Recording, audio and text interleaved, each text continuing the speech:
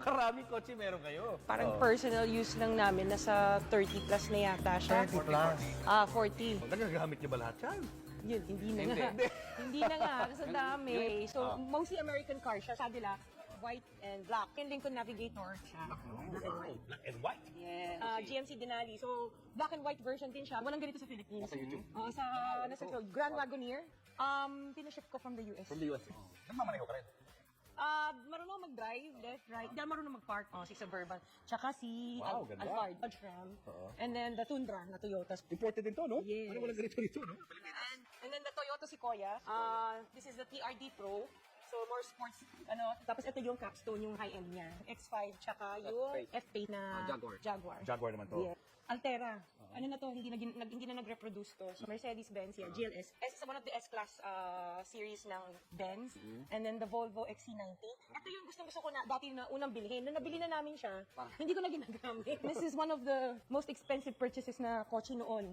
Nabili namin. This is the autobiography Range Rover. Range Rover. The Evoque. Oo, gusto ko sana maliit lang. Tsaka yung kulay niya kasi gusto ko red. And then, Defender. Nakita ko to sa Dubai. Nakita ko sa magazine. Tapos sabi ko, gusto ko ng ganito. And then we have yung LM, yung Lexus. The higher end of Yes, the higher end of the Alphard. And of course, yung LC2. Yeah. And then sabi ko, gusto ko ng Artista van. So, yung Savannah, nagpahanap talaga ako yung Artista van. So, GMC siya. Unang bili namin ng white na Cadillac, dumating tong Ford Bronco. Binalik to. So, this is one of the first editions of the Ford Bronco. So, yung Benz GLE. Tapos ito yung X7. Nung lumabas siya, bumili kami kaagad. Tapos we have yung Sprinter, isang Artista van din siya. Showbiz na showbiz.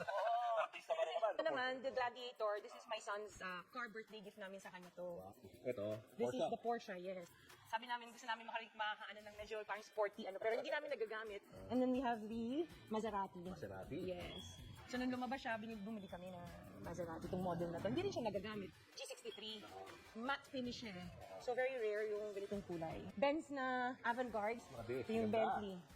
Ito ang binili ko to kasi kaya nagustuhan ko to. May wine glasses. Pero hindi naman namin nagagamit. So ito. And then we have the Maybach. Mercedes-Benz Maybach. Yung SUV version ng kinuha namin. Ito color niya? Yung latest. Your favorite? Yes, our favorite is the Rolls. Rolls Royce. Yes, the Rolls Royce. This is the Kulinan. And kaya ko to binili. Sa loob. So kaya mo to kinuha dahil? Kasi ito may payong. Natutuwa ako sa payong. Ano yung naging parang gateway para gumanda ang buhay ninyo? Nag-DPWH kami.